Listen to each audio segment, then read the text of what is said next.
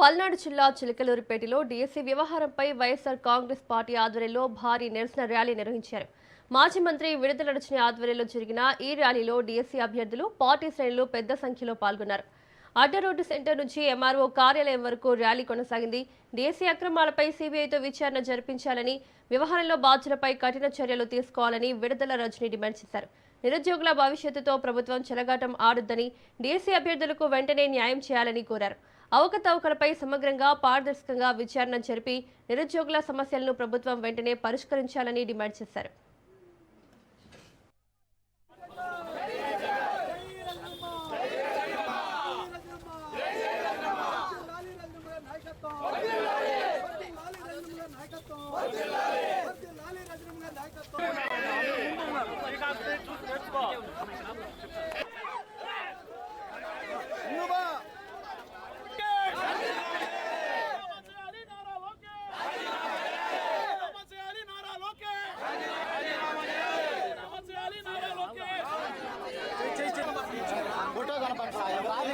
రాదు శ్రీకాంత్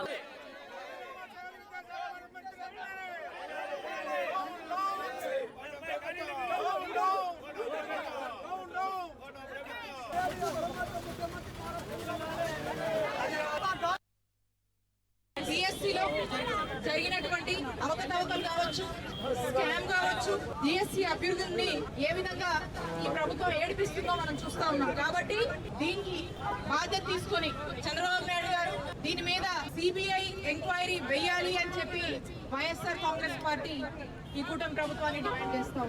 దీనికి పూర్తిగా నైతిక బాధ్యత వహిస్తూ నారా లోకేష్ గారు రాజీనామా చేయాలి అని చెప్పి వైఎస్ఆర్ కాంగ్రెస్ పార్టీ డిమాండ్ చేస్తా ఉంది. ఫీజు రియంబర్స్మెంట్ అందక అనేక మంది విద్యార్థుల నాశనం అవుతున్నటువంటి తరుణంలో మరి చెల్లించాల్సినటువంటి బకాయిల్ని చెల్లించి ఫీజు రియంబర్స్మెంట్ బకాయిల్ని వెంటనే చెల్లించాలని చెప్పేసి వైఎస్ఆర్ కాంగ్రెస్ పార్టీ ఈ కూటమి ప్రభుత్వాన్ని డిమాండ్ చేస్తా ఉంది. 3000 నిరుద్యోగ భృతి ఏదైతే ఇస్తామని మీరు మాటలు చెప్పారో ఎన్నికల ముందు, ఆ 3000 నిరుద్యోగ భృతి ఇచ్చి యువతని ఆదుకోమని చెప్పి వైఎస్ఆర్ కాంగ్రెస్ పార్టీ ఈ కూటమి ప్రభుత్వాన్ని డిమాండ్ చేస్తా ఉంది.